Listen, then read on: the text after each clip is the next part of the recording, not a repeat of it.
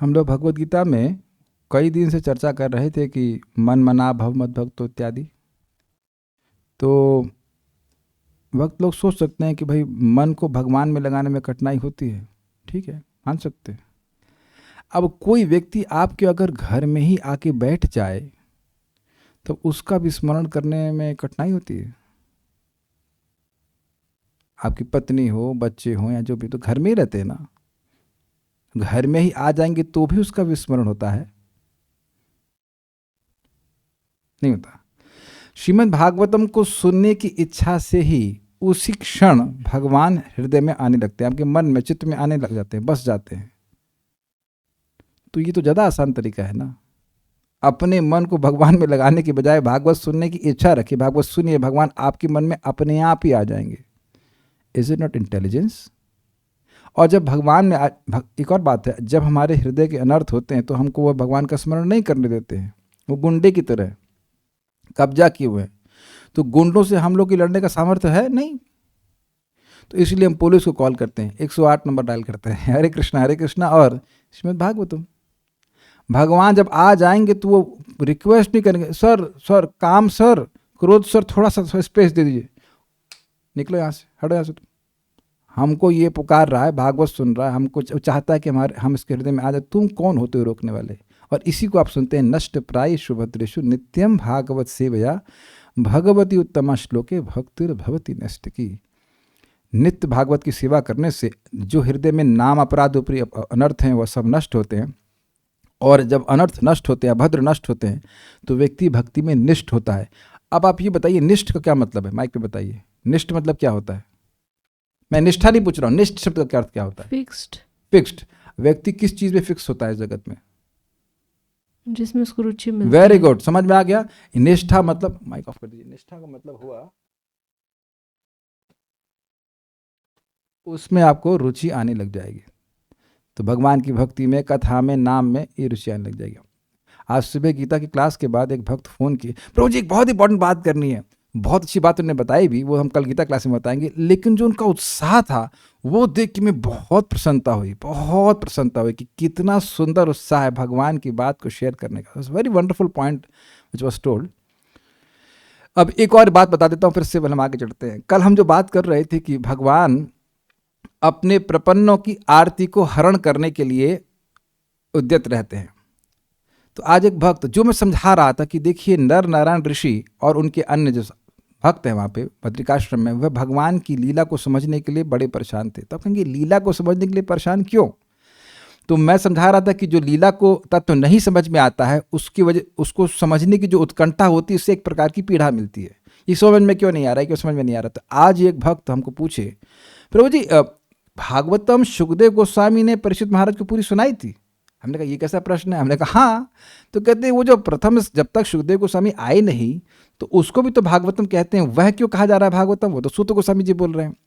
तो देखिए मैंने उनको समझाया कि भाई सिंपल सी बात है, भागवतम क्या है? भागवतम 4 श्लोक हैं जो भगवान ने बोले, लेकिन उसके बाद ब्रह्मा जी ने उन बातों को बता करके, वो 4 श्लोक भगवान ने मुझको बोले थे, ब्रह्मा जी को बोले थे, फिर नारद जी को कहा त्वम एतद विपुली करू, तुम इसका विस्तार करो। तो कैसे विस्तार करो? नृणाम भक्तिर भविष्यति, जिस प्रकार से मनुष्यों में भक्ति हो जाए। तो यानी कि भागवत के आधार पर जितना भी विस्तार हो रहा है भागवत में, वो भागवतम ही है। ये क्लियर समझ में आ रहा है? मूल 4 हैं, उनका विस्तार किया जा रहा है, विपुलीकरण किया जा रहा है। तो अब मैं उनको समझाया, अच्छा तो आप भागवतम पढ़ते हैं, पढ़ाते हैं, तो जब हम प्रभुपाद जी के तात्पर्य को पढ़ रहे हैं तो क्या वो भागवतम है या नहीं है? आप लोग विचार कीजिए। आपको कहें कि आप भागवतम पढ़ रहे हैं तो केवल श्लोक ही पढ़ते हैं कि अनुवाद भी पढ़ते हैं, शब्दार्थ भी पढ़ते हैं, और अन्वय भी हम लोग देख रहे हैं, और तात्पर्य भी पढ़ रहे हैं? तात्पर्य पढ़े बिना कुछ समझ में आता है भागवतम? तो क्या तात्पर्य पढ़ना भागवतम से अलग है? मैं कन्विंस नहीं कर रहा हूँ, मैं खाली आप लोगों को बता रहा हूँ कि क्या आपको मैं कहूँ कि आप क्या कर रहे हैं, तो कह रहे हैं हम भागवतम पढ़ रहे हैं, तो तात्पर्य नहीं पढ़ रहे हैं।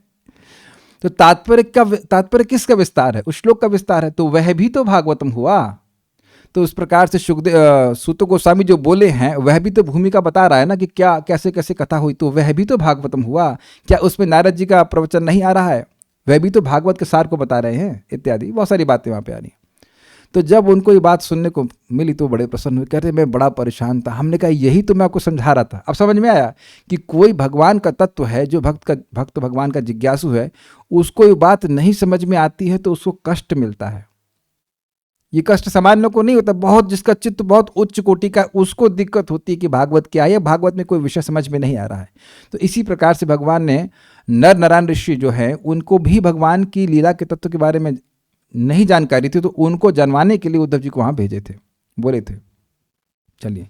लेकिन आप जानते हैं कि उद्धव जी सीधे बद्रिकाश्रम नहीं गए, और वह भगवान के पीछे पीछे चले, और पीछे पीछे चल करके उन्होंने देखा कि भगवान एक अश्वत्थ के वृक्ष के ऊपर ऐसे पीठ टिका करके, फोटो देख लीजिएगा, इसमें है फोटो, देखिए बढ़ाइए, यहीं देख लीजिए फोटो, तो आगे समझ में आ जाएगा मैं क्या कह रहा हूँ।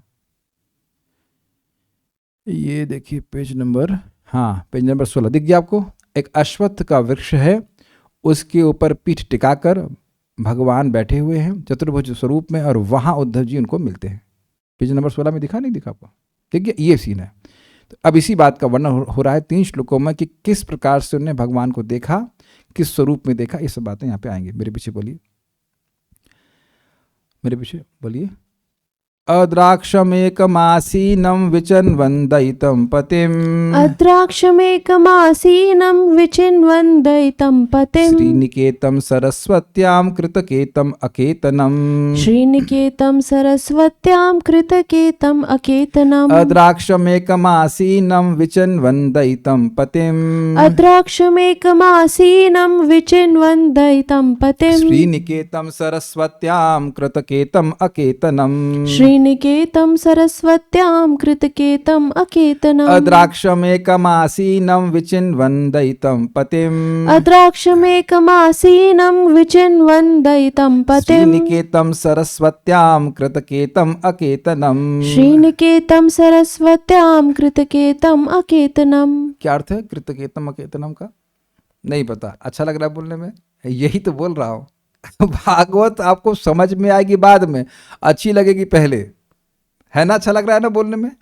अद्राक्षमेकमासीनं विचिन्वन्दितं पतिम्, अद्राक्षमेकमासीनं विचिन्वन्दितं पतिम्, श्रीनिकेतं सरस्वत्यां कृतकेतं अकेतनम्, श्रीनिकेतं सरस्वत्यां कृतकेतं अकेतनम्, अद्राक्षम एकमासीनं विचिन्वन्दितं पतिम्, अद्राक्षमेकमासीनं विचिन्वन्दितं पतिम्, श्रीनिकेतं सरस्वत्यां कृतकेतं अकेतनम्, श्रीनिकेतं सरस्वत्यां कृतकेतं अकेतनम्। इससे पहले मैं आगे जाए एक विनोद की बात कहूंगा। आज हम सुबह सब्जी लेने जा रहे थे, तो एक पंडित जी थे, भजन कर रहे थे, कुछ मतलब जप कर रहे थे, तो पैदल पैदल जा रहे थे, उनको वहीं पे स्थान पे जाना था, तो बोले लिफ्ट, तो हम रुक गए, साथ में लेके गए। तो हमने कहा यही तो हम भी कर रहे हैं भाई, बिजली का स्कूटर है, पेट्रोल तो एकदम खर्च होना नहीं है, वही स्थान पे जा ही रहे हैं, तो कुछ उपकार कर देते हैं, कुछ आगे काम आएगा।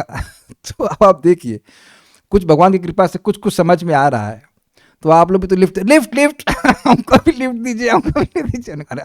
तो अब और लोग, हमारा कोई खर्चा तो हो नहीं रहा है कि भाई अधिक लोग आ जाएंगे तो कथा में वही और व्यवस्था करो, और लोग आ जाए और ले आओ, क्या दिक्कत है? Is it not?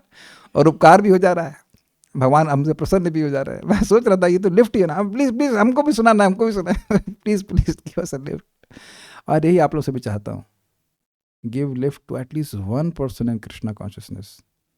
और एक इंटरेस्टिंग बात है, बहुत इंटरेस्टिंग रिफ्लेक्शन था, कि जो लिफ्ट लेने वाला व्यक्ति है, हो सकता है कि वह हमेशा आपके साथ ना बैठा रहे, लेकिन कुछ दूर तो आपने उसको स्पीड से लेके चल दिया ना भगवत धाम की ओर। मैं नहीं मानता हूं, मुझे पूरा विश्वास है कि मेरे संग सभी लोग तो नहीं रहेंगे कथा में, लेकिन आज कथा में बैठे हैं तो भगवान की तरफ कुछ स्पीड तेज हुई कि नहीं हुई? होगी कि नहीं होगी? It's very interesting. चलिए आगे बढ़ते हैं। इस तरह उनका पीछा करते हुए मैंने अपने संरक्षक तथा स्वामी भगवान श्री कृष्ण को सरस्वती नदी के तट पर आश्रय लेकर अकेले बैठे और गहन चिंतन करते देखा, यद्यपि वे देवी लक्ष्मी के आश्रय हैं। बहुत सुंदर शब्दों के अर्थ हैं, देखिएगा। इस तरह उनका पीछा करते हुए मैंने, इस तरह उनका पीछा करते हुए मतलब मैं, यानी कि उद्धव जी भगवान के विरह से व्याकुल थे, भगवान को छोड़ने में अक्षम थे। शब्द देखिए, 5वां अध्याय 5वां श्लोक देखिए, तथापि तदभिप्रेतम जाननम अहम अरिंदम पृष्ठतो अन्वगमम भर्तु पाद विश्लेषणाक्षम। मैं अपने स्वामी के चरणों के विश्लेष को, वियोग को सहन करने में अक्षम था, इसलिए उनके पीछे पीछे चलता चला गया। तो इस प्रकार चलते हुए, समझ में आ गया, इस तरह उनका पीछा करते हुए, किस तरह विरह से व्याकुल होते हुए पीछा करते हुए। तो बड़ी सुंदर बात आ रही है हमको, महाराज की याद आ रही बात। परम पूज्य वृंदावन चंद्र महाराज बहुत सुंदर बात कह रहे थे कि ये तो एक बात यहाँ पे याद आ रही, पीछे पीछे भागने की, एकदम खाली पीछे पीछे भागने पे, कि माँ कभी बच्चे को थप्पड़ भी मारती है, थोड़ा दूर भी करती है, तब भी बच्चा रोता रोता माँ के पीछे ही आता है। He can not give up his mother.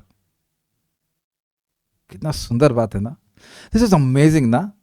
भगवान चाहे दुख में रखें, चाहे सुख में रखें, चाहे अपने से दूर करें, चाहे अपने पास लाएं, चाहे कुछ भी करें, लेकिन भक्त भगवान को नहीं छोड़ सकता। It is impossible to give up Krishna consciousness. जितना भक्ति में व्यक्ति आगे बढ़ता है, उसकी ऐसी ही भावना होती है कि भगवान की भक्ति वो छोड़ ही नहीं सकता। और यहाँ तो ये साक्षात भगवान के बारे में, भगवान का संग किए हैं, खाए हैं, पिए इत्यादि। कभी आप लोग के जीवन में ऐसा हुआ है कि जिससे आप बहुत प्रेम करते हो, उसकी मृत्यु हो गई हो, और उस समय बिल्कुल व्यक्ति मतलब परेशान हो जाता है, क्योंकि न सिर्फ केवल उनके बारे में सुना है, अपितु खाए हैं, पिए हैं, साथ में बैठे हैं, तो वो बहुत शॉकिंग होता है। तो ये तो हम लोग केवल एक दृष्टांत से समझ रहे हैं, मतलब भगवान से कितना प्रेम है उद्धव जी का, ये तो हम लोग सोच ही नहीं सकते, ये तो सोच ही नहीं सकते। जब तक उस अवस्था को नहीं पहुंच जाएगा, हम समझ ही नहीं सकते उस बात को। लेकिन एक दृष्टांत को समझना चाहिए कि इस तरह उनका पीछा करते हुए अत्यंत व्याकुल होकर के, यद्यपि भगवान कृष्ण बोल रहे हैं कि बद्रिक आश्रम चले जाओ, लेकिन नहीं रहा जा रहा उनसे, व्याकुल होकर पीछे भागते जा रहे हैं। मुझे इससे बात एक याद आ रही है। श्रीमन चैतन्य महाप्रभु अब पुरी से वृंदावन की ओर आ रहे थे, तो एक उनके पार्षद हैं, का नाम है गदाधर पंडित। तो उन्होंने क्षेत्र संन्यास का व्रत लिया था कि वह पुरी छोड़कर नहीं जाएंगे, और वह गोपीनाथ की सेवा कर रहे थे। भगवान चैतन्य महाप्रभु स्वयं उनको बोले थे सेवा करने के लिए। तो ऐसे करते करते वह कटक या कहीं थोड़ा और, मतलब वहाँ से बाहर, मैं सिटी का नाम भूल रहा हूँ, लेकिन वो पूरी छोड़ करके कुछ आगे तक आ गए, और वो नदी तक, एक नदी थी, महाप्रभु को क्रॉस करना था। तो महाप्रभु कहते हैं आपका क्षेत्र संन्यास टूट जाएगा, आप मत छोड़िए उसको। तो कहते हैं क्षेत्र संन्यास मुई जाऊँ तो रसातल, मेरा क्षेत्र संन्यास का व्रत रसातल में चले जाए, मुझे मतलब नहीं है। वो छोड़ नहीं पा रहे थे महाप्रभु को। फिर महाप्रभु उस नदी के पास कहते हैं, यदि तुमसे मेरी प्रीति है, तुम्हारी मुझसे प्रीति है, तो अब तुम इसके बाहर नहीं जाओगे, इसके आगे नहीं जाओगे, क्योंकि वो नहीं चाहते थे कि उनका व्रत और खंडित हो। तो वहीं पे गदाधर पंडित प्रभु बेहोश हो जाते हैं, और महाप्रभु एकदम, कैसे कहें इसको, हृदय में, मतलब हाउ एक्सप्लेन दैट, विह्वल हैं, क्योंकि वह भी गदाधर पंडित प्रभु से प्रेम करते हैं। राधा रानी है गदाधर पंडित प्रभु, और ये भगवान श्री कृष्ण है, लेकिन फिर भी वो आगे इस पे नाव पे बढ़कर चले जाते हैं आगे। अमेजिंग। या सोचिए, अब जो गृहस्थ भक्त थे उधर बंगाल के, वो पूरा 1 महीना पैदल चल करके महाप्रभु के पास आते थे, और 4 महीना रहते थे, फिर 1 महीना लगाते थे वापस जाने में, बच्चा पार्टी लेकर के, मतलब 6 महीने की यात्रा। और बाकी 6 महीना जो कुछ करते हो सो करते हो, लेकिन this is how they were very eager and loving towards Krishna Mahaprabhu. तो इस तरह प्रेम में व्याकुल होकर के, क्या आप लोग विजुअलाइज कर पा रहे हैं? अगर विजुअलाइज नहीं कर पा रहे तो उस फोटो को फिर से देखिए जो भी हमने आपको दिखाई थी, सुविधा होगी। पेज नंबर 16 में देखिए, ये देखिए किस प्रकार से फोटो बिल्कुल स्पष्ट कर रही, कैसे व्याकुलता में पागल होकर के उद्धव जी भगवान को ढूंढते हुए जा रहे हैं। और ये भगवत प्रेरणा से ही है, क्योंकि प्रश्न होगा कि उन्हें कैसे मालूम चला कि भगवान कहाँ है, किसी जंगल में भगवान कहीं हैं, ये कैसे मालूम चला? भगवान तो बता ही नहीं, ना कोई बताया, सारे लोग तो उस युद्ध में नष्ट हो गए, कौन बताया उनको? भगवत प्रेरणा से ही भगवान उनको लेके आए। तो ऐसा कैसे कर दी? ईश्वर सर्वभूतानां हृदयेश अर्जुन तिष्ठति भ्राम्येन सर्वभूतानि यंत्र वृणन माया। तो भगवान उनको प्रेरित की कि चलो चलो चलो चलो ऐसे हमारी तरफ आओ। आपको क्या लग रहा है केवल प्रेम एक ही तरफ से है? प्रेम एक तरफ से नहीं होता, प्रेम होता ही नहीं एक तरफ से, एक तरफा प्रेम होता ही नहीं है, प्रेम होता है दोनों तरफ से। यही बात मैं बोल रहा हूँ। इस तरह उनका पीछा करते हुए मैंने मतलब उद्धव जी ने कृतकेतम, कृत अकेतम, कृत नहीं है, कृत है, कृत मतलब किया हुआ, कृत के बाद हलंत है, उसके बाद अकेतम, अकेत मतलब निकेत, अकेत मतलब घर, वृक्ष के मूल को अपना आवास बनाए हुए। अब भगवान का घर कहाँ है इस समय? भगवान कहाँ रह रहे हैं अगर कोई पूछे तो पेड़ के नीचे रह रहे हैं। पेड़ के नीचे और कौन रहता है? शिव जी रहते हैं वो शिव जी रहते हैं, वो कुछ घर भी नहीं बांधते। शिव जी अपने कार्तिकेय और गणेश जी और पार्वती के संग, और तो कोई बच्चा है नहीं है। ये परिवार वो बरगद के पेड़ के नीचे रहते हैं। वही बरगद के जो गम सा निकलता है, दूध निकलता है, उससे जटा बना लेते हैं और कथा करते रहते हैं। This is quite interesting. तो कृत केतम समझ में आ रहा है इसका अर्थ? वृक्ष के मूल को ही अपना आवास बनाए हुए। कृत मतलब बनाना, करना, और अकेतम मतलब घर। तो अब घर को, उस वृक्ष को ही अपना आवास बनाए, मतलब अब वह और कोई वस्तु यहां पे इस जगत किसी भी सुंदर महल को अपना आवास नहीं बनाए। अकेतनम तथा जिनका कोई भी आश्रय नहीं है।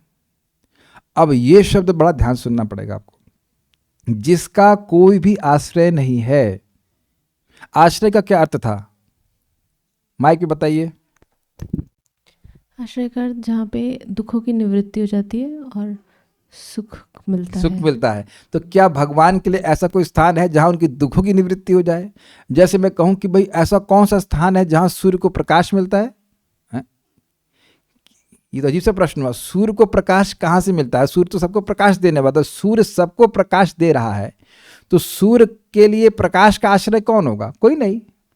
तो भगवान अकेतनम है, अर्थात उनका कोई आश्रय नहीं है, इसलिए क्योंकि वह सबके आश्रय है, क्योंकि वह सबको आश्रय देने वाले हैं, इसलिए कोई उनका आश्रय नहीं है। Is that okay? फिर भी कृतकेतम। आश्चर्य नहीं लग रहा? एक श्लोक में कितनी अद्भुत बातें हैं। जिन व्यक्ति का, जिन भगवान का कोई आश्रय नहीं है, वह अब एक पेड़ का आश्रय लिए हुए हैं।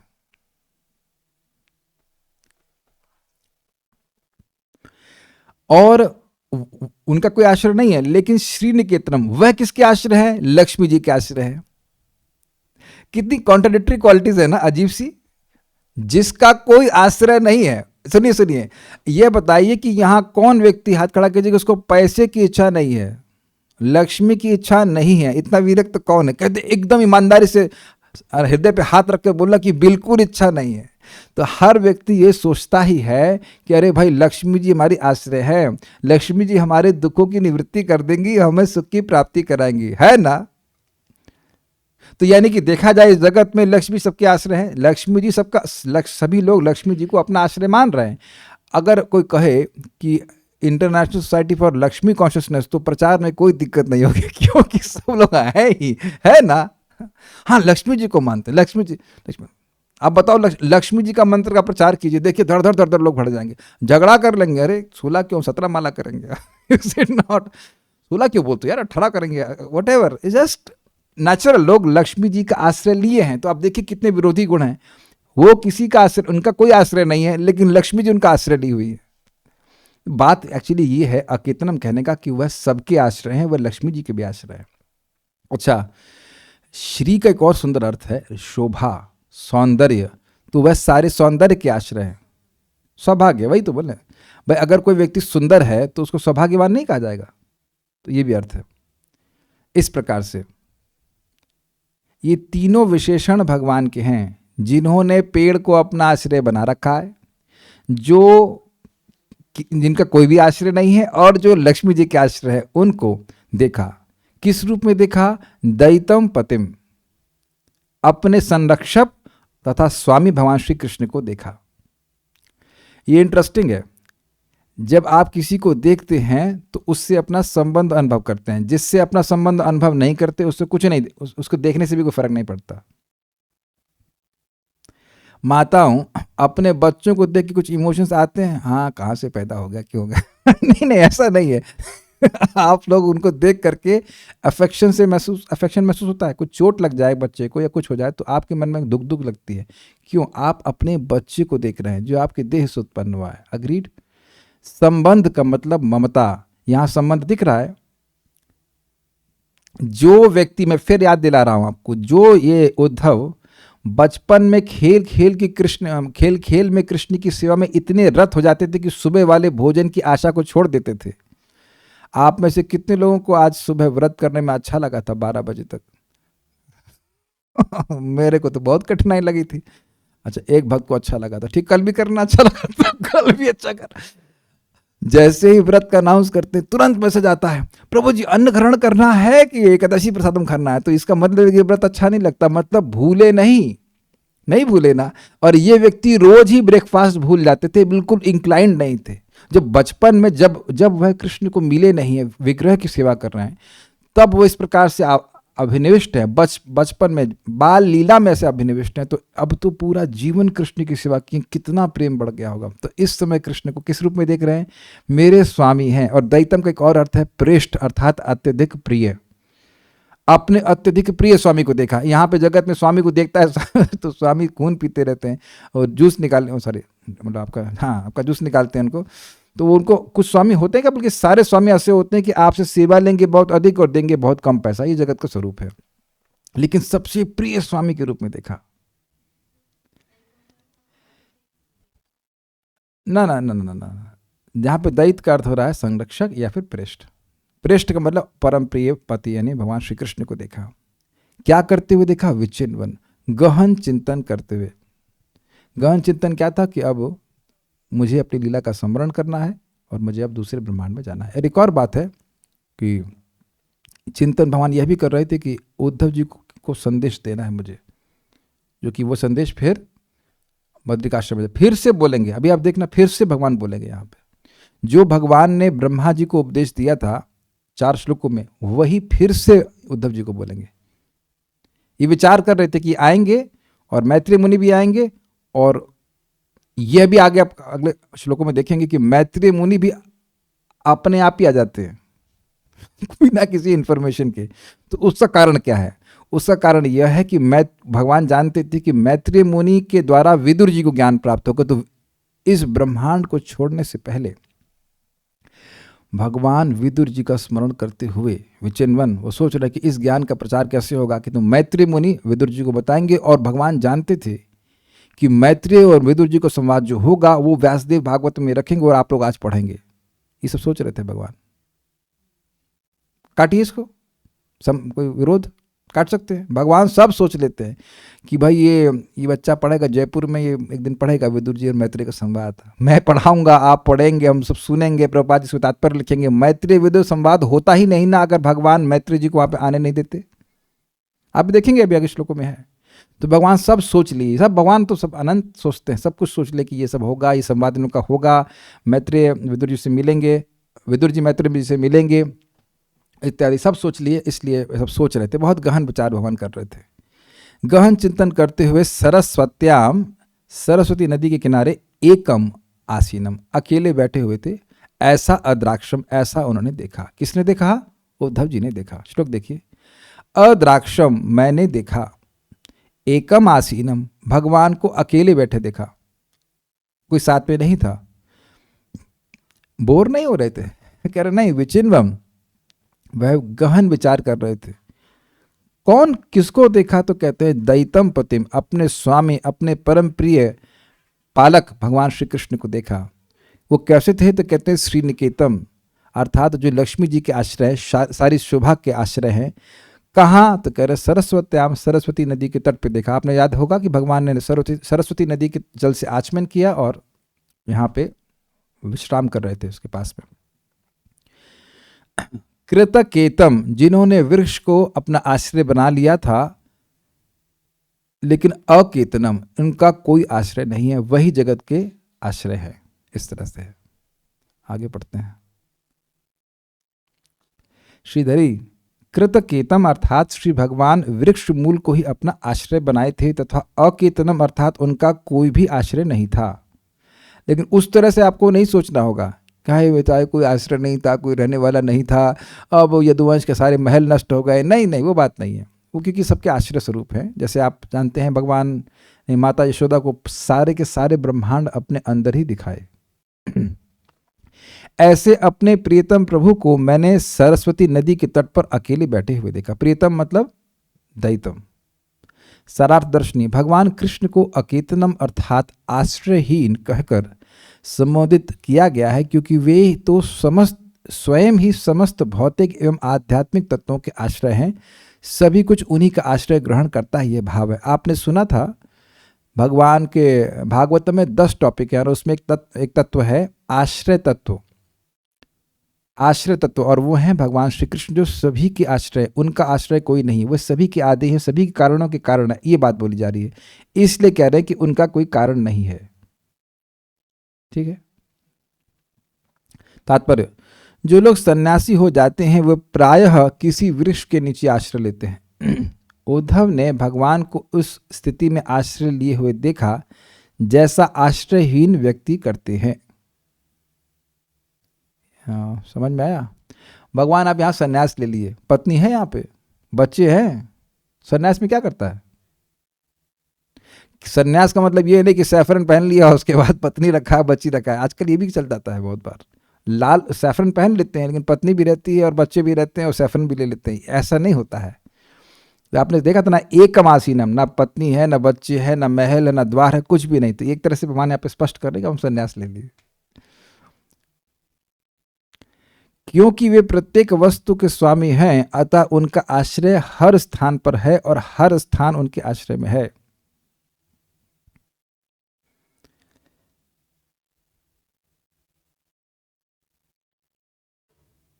ओके, ऐसे समझिए, जो राजा है उसके राज्य में सारे घर उसके हैं या नहीं है? तो जब चाहे जहां चाहे किसी भी घर में रह सकता है।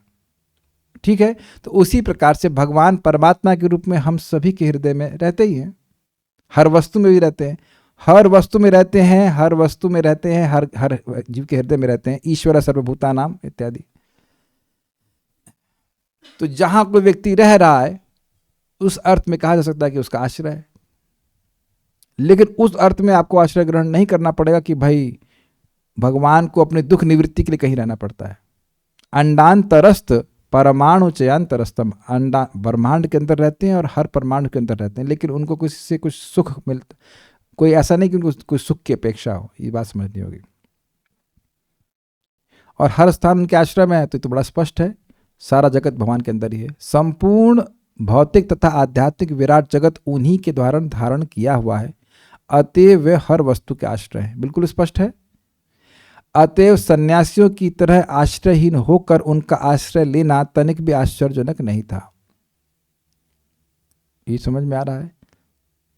पेड़ के नीचे भगवान बैठे हैं तो पेड़ भी उनका विश्राम स्थल है, वो उन्हीं का स्थल है। कहाँ बैठे? वो अपने स्थान में बैठे हुए हैं। ये बात, इसलिए ये सोचना कि जो सभी के आश्रय है वो पेड़ का आश्रय क्यों लिए हुए हैं?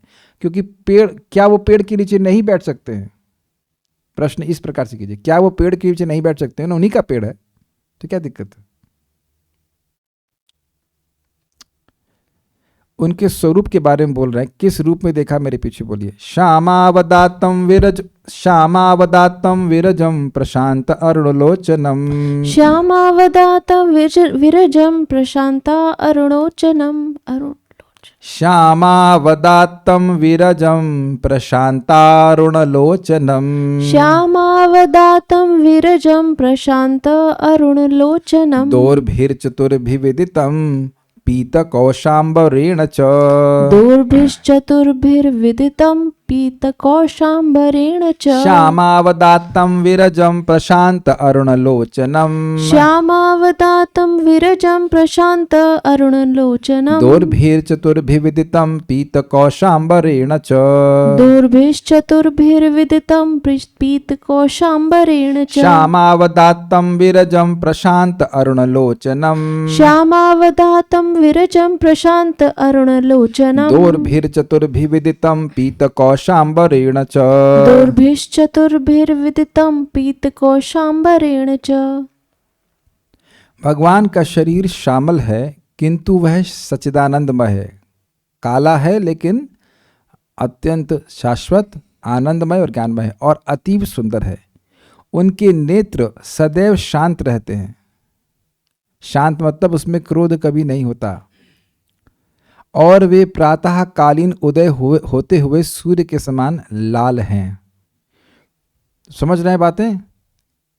वो कंजक्टिवाइटिस वाला लाल नहीं होता है, आंखों में हल्की सी लालिमा होती है, इस तरफ अंदर की तरफ ऐसे होता है, हल्का सा लालिमा रहती है।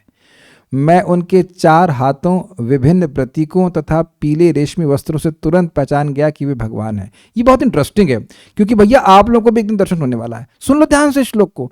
जैसे ही भगवान के स्वरूप का वर्णन आता है तो कुछ लोग अपना मन ऑफ कर लेते हैं, अरे वही बात बताएंगे, अरे वही बात सुन लो, नहीं तो कोई कहेगा कि आप 15 दिन हमारे संग बोरी पहन लो और आपको भगवान का दर्शन करा देंगे, हमें बोला गया है मुंह पर। और एक नहीं, कई कई ग्रुप इस प्रकार के हैं। जय हो गुरुदेव, समझ गए ना? मैं 15 दिन में हमने कहा ये तो बताओ भगवान कौन है, तुम किसी को भी दिखा दो, कहो कि यही भगवान। जैसे कानपुर में 2 इंस्टीट्यूट हैं, ITI Indian tool group institute और IIT सही में। और गांव से लड़के आते हैं, वो ITI में एडमिशन करा देता है कोई एजेंट, कहता है यही IIT है, IIT में पढ़ रहे हो। तो जिसको नहीं पता है कि IIT क्या है तो वो ITI में भर्ती होकर सोचो हाँ हम तो IIT में पढ़ रहे हैं। Actually people can be cheated like this. तो समझ लें, हाथ खड़ा कीजिएगा अगर आप ये सोच रहे हैं कि भगवान का दर्शन कभी नहीं होगा। हाँ ठीक है, सब लोग, कोई नहीं हाथ खड़ा कर रहा है, सब लोग स्वीकार कर रहे हैं कि होगा। तो होगा तो पहचान लेना कि कैसे होगा। ये समझिए कि काल यवन ने भी पहले भगवान के रूप के बारे में सुना और जब वह भगवान से झगड़ा करने के लिए आया तो समझ गया यही है, यही है, यही है, यही है। समझ में आया? तो अच्छे से समझ लीजिए कौन हमारे स्वामी है तो पहचान लेंगे। अब वैसे लीला की बात है, लेकिन रुक्मिणी जी भी तो भगवान को देखी नहीं थी, उनके बारे में सुनी थी।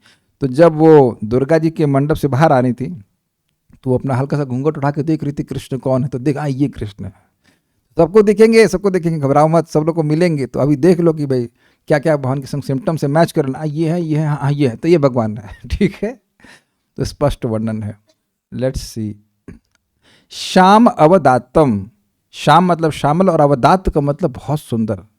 तो ये भगवान के विग्रह का वर्णन हो रहा है। श्याम वर्ण से बहुत सुंदर थे। अवदात का एक और होता है उज्जवल, चमकदार। जैसे कभी आपने देखा हो कि जैसे इवन यमुना जी भी, यमुना जी का वर्ण श्यामल है लेकिन चमकीला श्यामल, समझ रहे ना बात? तो श्यामल हैं लेकिन चमकीले। अरे ये तो कोई स्पष्ट है, कृष्ण बलराम जी को देखिए कितना चमकते हैं काले काले लेकिन सब चमकते हैं। Is it not? विरजम, शुद्ध सत्वगुण से निर्मित शरीर। विरजम का मतलब वीरजसम, उनमें रजगुण, तमगुण, सत्वगुण कुछ भी नहीं है। और प्रशांत, ये हो गया भगवान का शरीर। अब आंखों के बारे में बोल रहे हैं। प्रशांत अरुण लोचनम, प्रशांत प्रातःकालीन उदय होते हुए सूर्य के समान नेत्र। अरुण, अरुणा मतलब समझते हैं आप, जो सूर्य की शुरुआत की जो किरणें होती उनको अरुणा कहते हैं। तो अरुण अर्थ का ये हुआ कि जैसे सुबह सूर्य लालिमा से युक्त होता है, बड़ा सुंदर लगता है, वैसी लालिमा से युक्त। मुझे बहुत अच्छा लग रहा है ये बोलते हुए, क्योंकि हम आज ही सुबह को देखे थे सूर्य को, मतलब प्राय देखते हैं, हम लोग का ईस्ट फेसिंग घर है तो बहुत सुंदर लगता है। हाँ, आपने देखा होगा, बहुत बहुत प्लीजिंग लगता है। दोपहर का सूर्य ऐसा नहीं होता, सुबह का सूर्य अगर देखने का भाग्य हो, उठे अगर व्यक्ति तो लालिमा से युक्त सूर्य को देखता है, बहुत प्लीजिंग होता है, बहुत अच्छा लगता है और बहुत लाभकारी भी माना जाता है उसको देखना। अरुणलोचनम। उसके बाद उनके हाथों के बारे में बोल रहे हैं। चतुर्भी दोर्भी च, 4 भुजाएं। चतुर्भी मतलब 4 और दोर्भी मतलब भुजा से युक्त। तो भगवान यहाँ चतुर्भुज रूप में हैं। अब कोई प्रश्न करेगा कि भाई चतुर्भुज रूप में क्यों हैं? क्योंकि द्वारका में भगवान दोनों प्रकार से रहते हैं, चतुर्भुज रूप में भी रहते हैं और द्विभुज रूप में भी रहते हैं, अलग अलग समय में वैसे प्रकाशन कर देते हैं। कपड़े कैसे थे? पीत वर्ण के थे, कौश मतलब रेशमी थे, अंबरेण मतलब वसुंधरा विदितम, वह श्री कृष्ण लक्षित थे। ये आपको विदित हो मतलब आप इसको जान जाएं, तो समझ गए, उनको विदित हो गया कि ये श्री कृष्ण मेरे स्वामी यहाँ पे हैं। श्यामा अवदात विरजम, उनका शरीर श्यामल था लेकिन बहुत उज्जवल था, सुंदर था, अवदात था। विरजम मतलब शुद्ध सत्वमय था। प्रशांत अरुण लोचनम, उनकी आंखें अत्यंत प्रशांत थीं और हल्की लालिमा से युक्त थीं। दोर्भिर चतुर्भिर, भगवान के चार बाजू थी, इससे विदित हो गया कि ये भगवान हमारे हैं। और कपड़े कैसे थे? पीत कौशाम्बरेण च, पीले रेशमी वस्त्र भगवान ने पहने हुए थे। आप लोग कभी कभी सोचते हो कि भगवान बोर नहीं जाते हैं? क्वाइट इंटरेस्टिंग, भगवान शाश्वत काल से पीला ही वस्त्र पहन रहे हैं, हम लोग नए नए वस्त्र क्यों पहनते हैं? भगवान कहते हैं लर्न फ्रॉम माई एग्जाम्पल, अनादिकाल से हम पीला ही पहन रहे हैं। वैसे मुझे भी संदेह है ऐसा कि भगवान ऐसा ही पहनते हैं क्या, लेकिन इट सीम्स कि भगवान केवल पीला ही पहनते हैं। कॉन्ट्रास्ट अच्छा लगता है ना, शाम के संग पीला अच्छा लगेगा। जो लोग यहाँ बहुत गोरे होते हैं तो जनरली वो काला काला कपड़ा पहनते हैं, काला ही स्वेटर, काला वो टी शर्ट, ऐसा कुछ होता है ना, देखा जाए, काला जीन्स, ऐसे जीन्स आई तो उसे काला पहनते। बट भगवान श्यामल हैं तो पीला अच्छा लगेगा, जनरली ऐसा बहुत अच्छा लगता है कॉन्ट्रास्ट।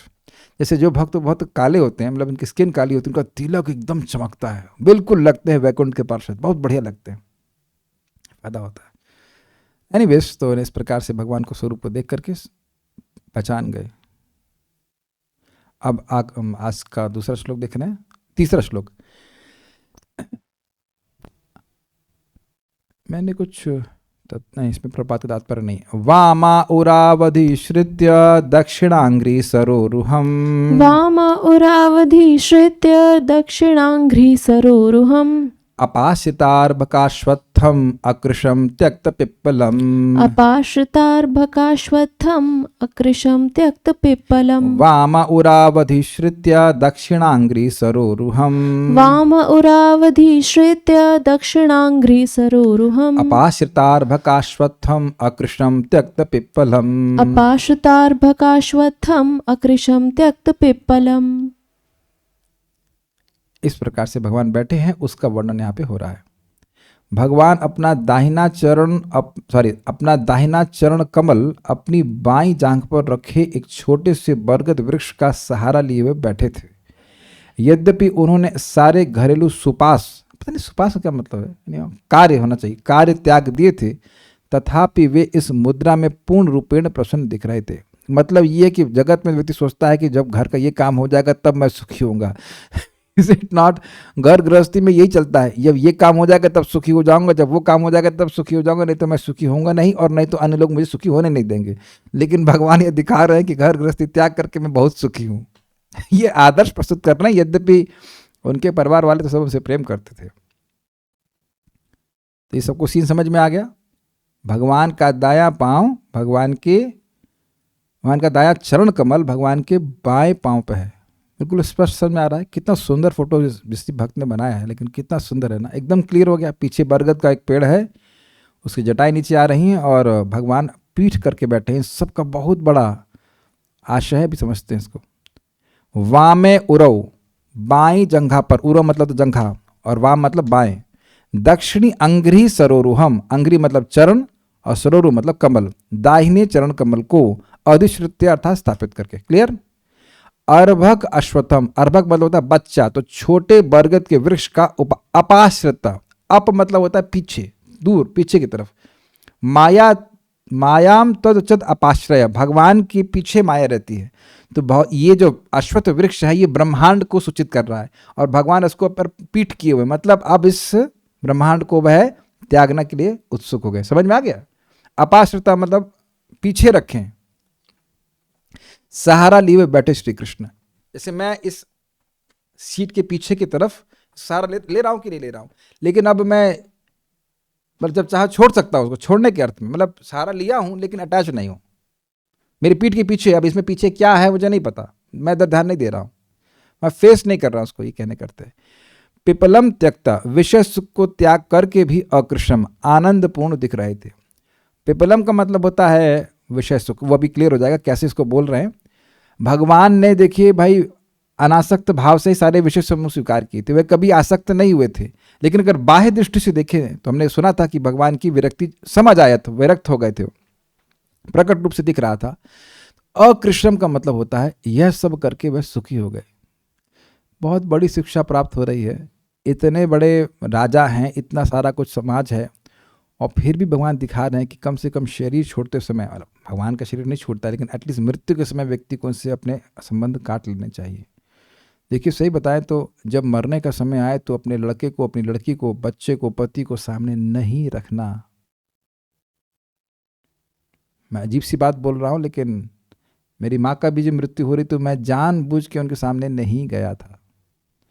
एक बार उनको हार्ट अटैक पड़ा था तो मुझको देख के तड़पड़ाने लगी, अरे बड़ी प्रॉब्लम हो रही, हाय हाय हाय। दूसरे वक्त वो लड़के को देख के होगा ही। आप लोगों को लग रहा होगा कि मैं बहुत क्रूर हूँ, बट नॉट लाइक दैट। मेरा स्मरण करके मरती तो थोड़ा दिक्कत हो सकती है। वैसे तो वृंदावन में कैसी मरो कोई दिक्कत नहीं है, बट हम अपने मन से नहीं बोल रहे हैं। प्रथम स्कंद में प्रभुपाद बिल्कुल स्पष्ट बोल रहे हैं कि ऐसे मरना सबसे अच्छा है कि व्यक्ति कोई भी रिश्ता साथ में ना हो, क्योंकि उधर मति जाएगी ही, उधर जाएगी तो फिर कठिनाई हो सकती है भगवान की प्राप्ति करने में। जस्ट फ्लोज ना, जिनसे प्रेम होता है भाई। मृत्यु का कष्ट तो वह व्यक्ति कम नहीं कर सकता है, जो भी कष्ट आता है अगर आता है तो, लेकिन वो अगले जन्म के कष्ट का कारण जरूर बन सकता है। This is amazing statement somehow is coming। मृत्यु का कष्ट वह नहीं कर सकता, नहीं कम कर सकता ना, लेकिन जन्म का कष्ट जरूर दे देगा वो। आप भरत महाराज के प्रसंग को सुने हैं एटलीस्ट थोड़ा थोड़ा, और 5वें स्कंद में डिटेल में सुन लेंगे।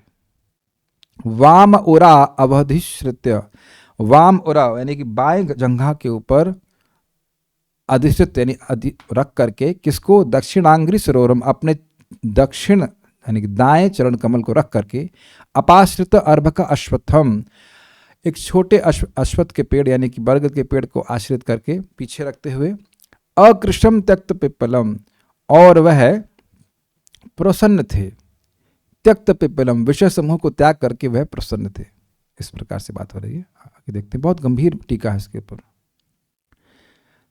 सारार्थ दर्शनी, उन्होंने अपना दक्षिण चरण अपनी बाईं जांघ के ऊपर अधिश्रित्य अर्थात स्थापित किया था, एवं भगवान का पृष्ठ प्रदेश यानी पीठ एक युवा अश्वत्थ वृक्ष पर टेक लिए हुआ था। समझ आ गया? ये तो क्लियर है। अब देखिए अश्वत्थ की व्याख्या। न श्वः तिष्ठति, यह अश्वत्थ शब्द की व्युत्पत्ति है, अर्थात जो कल नहीं रहेगा। श्व मतलब होता है कल। तो देखिए अश्वत्थ, अश्वत्थ, तो कह रहे अश्व तिष्ठति, जो कल नहीं रहेगा, अर्थात ये जगत शाश्वत नहीं है, इसलिए अश्वत्थ बोला जा रहा है। कुछ समझ में आ रहा है? बहुत जबरदस्त है ना। तो ये भगवान सूचित कर रहे हैं कि ये जगत शाश्वत नहीं है। माया के द्वारा रचित जो जगत है ये शाश्वत नहीं है, इसको पीछे रख रहे हैं भगवान। इससे भगवान को मतलब नहीं है। यह पंच महाभूत द्वारा निर्मित अस्थिर माइक जगत को इंगित करता है। क्या सबको ये बात समझ में आ गई? अश्वत्थ की एक्सप्लेनेशन, व्युत्पत्ति का मतलब होता है एटियोमोलॉजिकल मीनिंग, कहाँ से ये शब्द उत्पन्न हुआ है। अश्वत्थ, माया भगवान की पीछे स्थित रहती है, अतः यह प्रापंचिक लोक मेरा दर्शन न कर पाए। यही भगवान कृष्ण के अश्वत्थ वृक्ष का सहारा बनाकर बैठने की क्रिया का आशय है। ये समझ में आया? देखिए, जैसे मेरे चेहरे को आप लोग अभी देख पा रहे हैं क्योंकि मैं आपके सम्मुख हूं, लेकिन मेरे चेहरे को ये पीछे कोई अगर होता, या इस तरह से मेरा जो कह सकते हैं सीट है, वह नहीं देख पा रही है। तो भगवान ने कहा अब ये जगत, ये माइक जगत जो कि अब आगे नहीं रहने वाला है, यह मेरे को ना देख पाए। ब्रह्मांड अगर देखें, विचार करें तो ब्रह्मांड के, ब्रह्मा जी के दिन में भगवान एक ही बार आते हैं ना। तो अब ब्रह्मा जी का जब दिन समाप्त हो जाएगा, प्रलय हो जाएगी, अब उसके बाद फिर सृष्टि होगी, उसके बाद भगवान का दर्शन प्राप्त होगा साक्षात। कुछ समझ में आ गया? क्लियर हो गया? ये बहुत अद्भुत बात है। अच्छा, अब इस वृक्ष को छोटा क्यों कहा कह रहे हैं, अर्भ क्यों कह रहे हैं? वृक्ष को अर्भक अर्थात युवा बताया गया है, जिससे यह ज्ञात होता है कि समस्त ब्रह्मांडों में यह ब्रह्मांड अत्यंत क्षुद्र है। और इसको आप जानते हैं चैतन्य चरितामृत की लीला में, जहाँ ब्रह्मा जी द्वारका में जाते हैं तो भगवान पूछते हैं कौन से ब्रह्मा, तो फिर वो भगवान को पूछते हैं आपने यह क्यों कहा कि कौन से ब्रह्मा, तो भगवान स्मरण करते ही अनेक अनेक ब्रह्मांडों के अनेक अनेक ब्रह्मा जी आ जाते हैं और उनके सामने हमारे ब्रह्मा जी खरगोश जैसे लगते हैं, खरगोश मानो हाथियों के बीच में हो। तो वहाँ पे उनको पता चलता है कि मेरा ब्रह्मांड, हमारे ब्रह्मा जी का ब्रह्मांड तो बहुत छोटा है, इसलिए उनके केवल 4 मुख हैं, और ब्रह्मांड बहुत बड़े विशाल हैं, बहुत विशाल है, तो इसलिए वहाँ के जो ब्रह्मा है उनका साइज भी उस हिसाब से बहुत बड़ा होता है।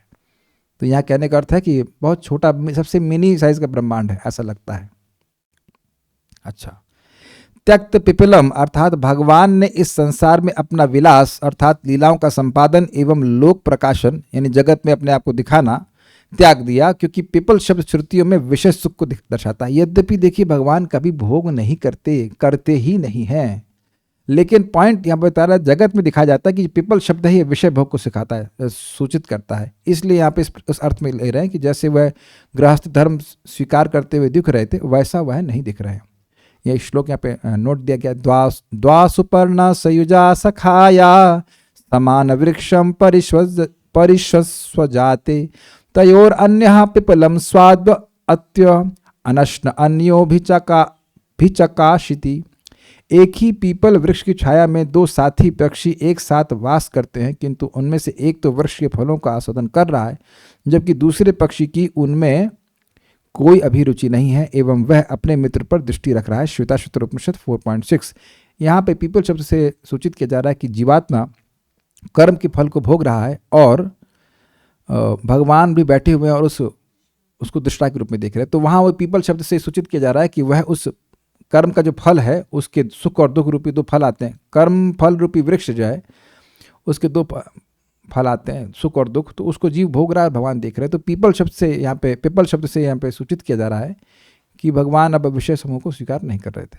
तात्पर्य, अब यहाँ पे प्रभुपाद जी तात्पर्य को बड़े अश्वत्थ की एक और अलग सुंदर व्याख्या करते हैं, देखेंगे उसको। श्रील विश्वनाथ चक्रवर्ती ठाकुर के अनुसार भगवान की बैठने की मुद्रा नए बरगद के पेड़ पर पीठ टिकाए भी अर्थपूर्ण है। अर्भक अश्वत्थम अपाश्रता, इसकी व्याख्या प्रपात कर रहे हैं कि ये बहुत अर्थपूर्ण है। बरगद का पेड़ अश्वत्थ इसलिए कहलाता है क्योंकि यह तुरंत नष्ट नहीं होता।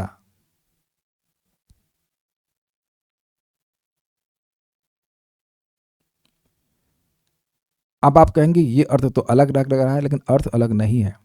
न श्वः तिष्ठति, वह कल नहीं रहेगा। तो इसको ऐसे समझिए, कुछ समय रहेगा, कुछ समझ पा रहे हैं, कुछ समय रहेगा, हमेशा नहीं रहेगा। तो यही प्रभात कह रहे हैं क्योंकि वह तुरंत नष्ट नहीं होता है। ये भी थोड़ा समझने का प्रयास कीजिए। ऐसा नहीं कि कल ही ब्रह्मांड नष्ट हो जाएगा, लेकिन हमेशा नहीं रहेगा इस अर्थ पे है, शाश्वत नहीं है। यह अनेक वर्षों तक जीवित रहता है। इस पेड़ के पांव तथा उनकी शक्तियां भौतिक अवयव हैं, जिनकी संख्या 5 है, पृथ्वी, जल, अग्नि, वायु तथा आकाश। बरगद के पेड़ द्वारा प्रदर्शित भौतिक शक्तियां भगवान की बहिरंग शक्तियों की प्रतिफल हैं, अतः वे उनकी पीठ के पीछे रखी गईं। चूंकि ये समझ में आ गया, अब भगवान को इन भौतिक शक्तियों से कोई मतलब नहीं है। अब भगवान इस ब्रह्मांड से जाने वाले हैं। चूंकि यह ब्रह्मांड सबसे छोटा है, इसलिए बरगद के वृक्ष को छोटा या शिशु कहा गया है। त्यक्त पिपलम सूचित करता है कि अब वे इस छोटे से ब्रह्मांड में अपनी लीलाएं समाप्त कर चुके थे, किंतु भगवान नित्य तथा सदैव आनंदमय रहते हैं, इसलिए उनके द्वारा किसी वस्तु को त्यागने या स्वीकार करने में कोई अंतर नहीं है। क्या मतलब हुआ भाई? मतलब यह है कि भगवान क्योंकि स्वयं आनंदमय हैं, इसलिए वह किसी चीज को स्वीकार करते हैं या छोड़ते, उससे उनके आनंद में कोई कमी नहीं आती। भाई आप ये बताइए कि सूर्य उदित होता है और अस्त होता है, यानी हमारे क्षेत्र में आता है और फिर चला जाता है, तो क्या सूर्य के प्रकाश में कोई कमी होती है? सूर्य यहाँ अस्त होता दिख रहा है, लेकिन कहीं ना कहीं उदित हो रहा है और वहां भी वह प्रकाश दे रहा है। ये बात बोल रहे हैं। भगवान का आनंद इस जगत से नहीं आता है। ये बात समझ में आ रहा है बात?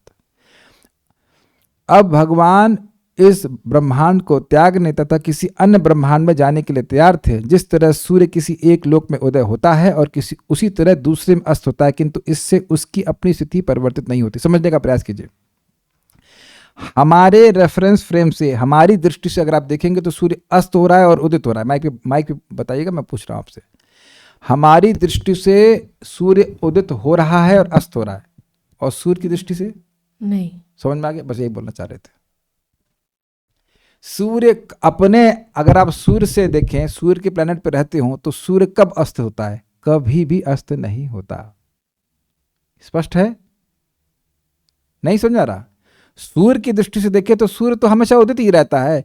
इधर जो अंधकार में है वो सोच रहे हैं कि उदित हो रहा है और अस्त हो रहा है। तो भगवान मर रहे हो, जी रहे हो, ऐसा कुछ भी नहीं है। भगवान तो हमेशा ही रहते हैं। आप ये भी देख लीजिए कि भगवान यद्यपि प्रकट रूप से चले गए हैं, लेकिन सभी कण में परमात्मा के रूप में तो भगवान विद्यमान है। तो गए कहां?